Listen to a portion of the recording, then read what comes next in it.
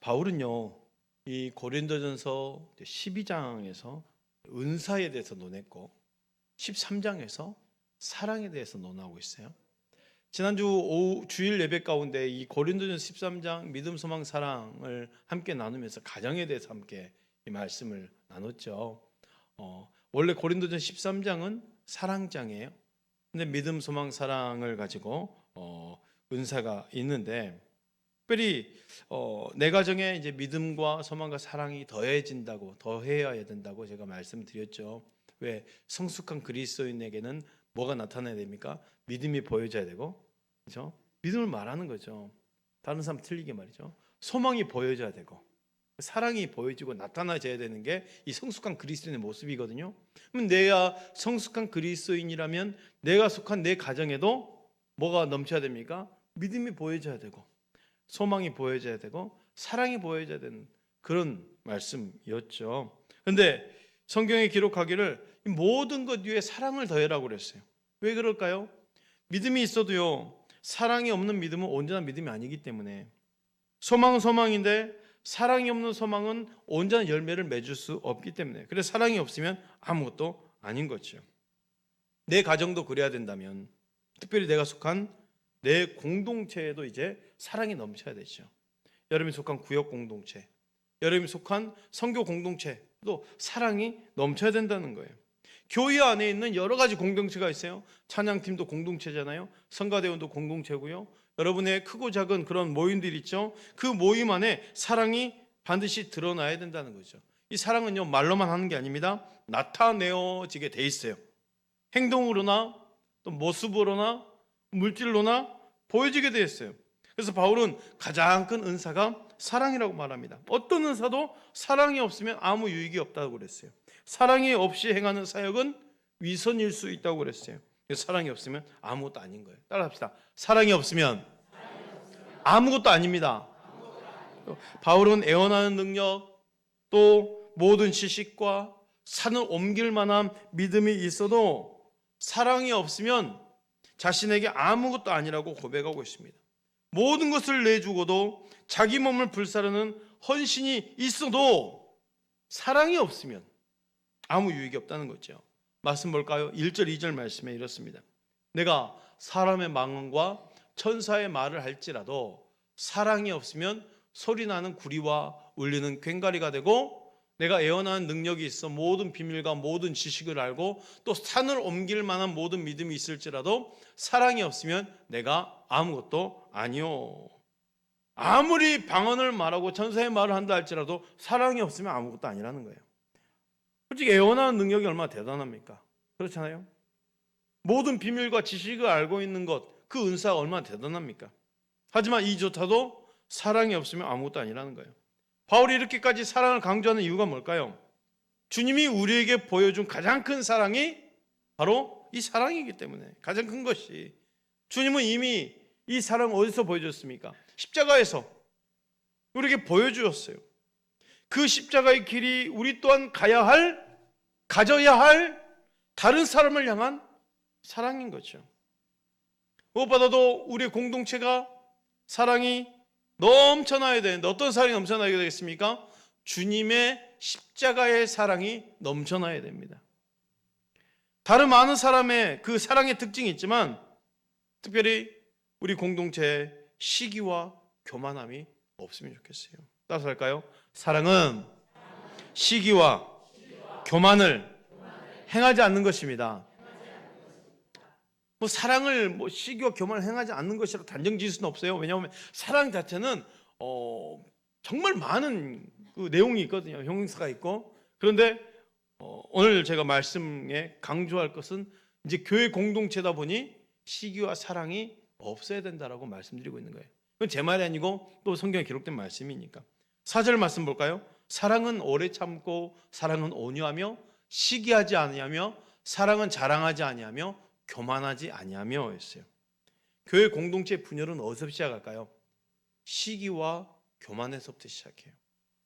내가 잘났나 너가 잘났나, 저 사람이 더 뭔가 받아가는 것 같고 저 사람이 뭔가 좀 잘 되는 것 같고 비교해 보니 저 사람이 그렇게 될 만한 위치는 아닌데 왜 저렇게 크게 쓰임 받는 거지? 그러니 시기가 시작되면 분열이 시작되는 거예요. 그죠?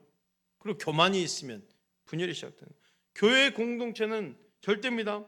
시기와 교만에서 이 분열이 시작되는 거예요. 다른 사람과 나를 비교하면서 서로 존중하지 않을 때 갈등이 생기는 거죠. 사랑은 각 사람이 그리스도의 몸임을 깨닫고 서로를 존중하는 마음에서 출발합니다. 자신이 남보다 우월하다고 높여지고 여겨지기를 할 때 이 교회 공동체 하나짐이 깨지는 거예요. 우리 임직자 훈련 가운데요, 언어 훈련 하거든요. 이제 벌써 여러분 양육과정 지금 오늘 3주차 들어가지 않습니까? 금방입니다. 이 우리 임직자 훈련에서도 언어 훈련 하고 있어요. 옆 사람과 이렇게 막 짝지면서 마지막 과목 매 과마다 언어 훈련이 있거든요.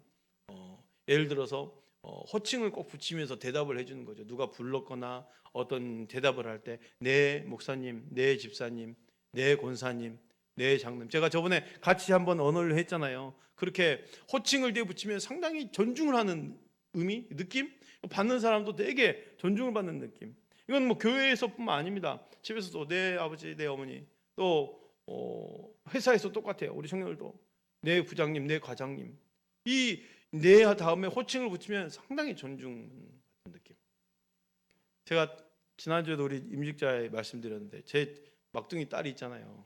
아주 어린 막둥이. 한 번씩 이렇게 토라지면 되게 거칠어져 얘가. 그래서 막 혼내면은 대답을 안 해요. 대답을 해라 하면 네 그래요. 네 아빠 해라고. 네만 해. 네 아빠 해라고. 네만 해. 아빠 해라니까 네 아빠. 화가 나가지고 그냥 그런 억양이 아닌 거 아시죠?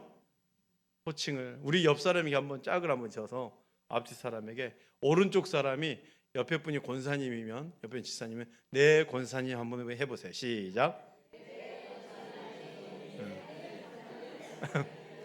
자 우리 다 같이 한번 해볼까요? 따라합시다. 네 목사님, 네 장로님, 네 집사님, 네 과장님, 네 부장님. 그렇죠. 상대방에 대한 정중한 느낌을 들게 만들잖아요. 또 칭찬받았을 때 어떻게 대답하면 좋습니까? 주님의 영광입니다. 주님의 은혜입니다. 이렇게 하는 거예요. 따라합시다. 주님의 영광입니다. 다 주님의 은혜입니다. 그렇죠. 칭찬을 받았어요. 어떻게 하라고요? 제가 좀 하죠. 이게 아니죠? 다 주님의 영광입니다. 그렇죠? 다 주님의 은혜입니다. 일을 한 후에 집사님 수고하셨어요. 장로님 고생하셨습니다. 이렇게 하면 어떻게 대답합니까? 따라합시다. 써주셔서 감사합니다. 쓰임받아 영광입니다. 이런 마음과 자세로 이렇게 정중하는 그 언어, 이게 언어도 훈련이거든요. 이게 이 언어 훈련이 안 되다 보니까 물론 좋은 말은 쓸 수 있는데 순간순간 내 속마음이 나오는 거예요. 사실 일하면 힘들잖아요. 근데 이 언어 훈련이잖아요. 내 속마음과 다르게 언어로 바꿔버리고 그 바꾼 언어가 내 마음을 다시 바꿔내고 하면서 언어 훈련하는 것. 그래서 서로의 공동체 안에 시기와 교만을 다 없애는 것. 이게 사랑입니다. 마지막으로 사랑은 언제까지나 떨어지지 않는다고 그랬어요. 따라할까요? 사랑은 언제까지나 떨어지지 않습니다. 무슨 말이냐면 다른 거 다 없어져도 사랑은 없어진다, 안 없어진다? 안 없어진다. 영원토록 존재하는 게 사랑이라는 거죠. 8절 말씀 보겠습니다. 사랑은 언제까지나 떨어지지 아니하되 애언도 패하고 방언도 그치고 지식도 패하니라 그랬어요. 그러니 어떤 은사를 삼아야 되겠습니까? 사랑을 삼아야죠. 사랑을. 바울은 지금 우리가 부분적으로 알고 있는 것들이 마지막 때가 되면 모두 없어질 거라고 그랬어요. 주님이 다시 오실 날에는 애언이 필요 있습니까? 아무 의미가 없는 거 이제. 방언이 필요 있습니까? 모든 언어가 하나 될 텐데요. 이런 모든 것은 필요하지 않는 거예요. 그날이 오면 하나님과 하나님 얼굴과 얼굴을 맞대어 본다고 그랬어요. 얼굴과 얼굴을 맞대어 본다고 그랬어요. 그 고린도서 자세히 보면은 지금 우리가 부분적으로 알고 있고 거울을 보는 것 같이 희미하나 그랬어요. 지금 같은 거울 생각하면 안 됩니다. 그때 당시 성경을 기록했을 때 거울을 그때 당시 안 살아봤지 모르시죠? 저도 모르지만 추측만 해보는 거예요. 뭐 영화에 많이 나오잖아요. 그 구리로 만들어서 반질반질하면서 약간 비칠 듯 말 듯 하는 그런 게 거울 아니에요. 요즘같이 뭐 그렇게 선명하게 보이는 거울이 어디 있겠어요.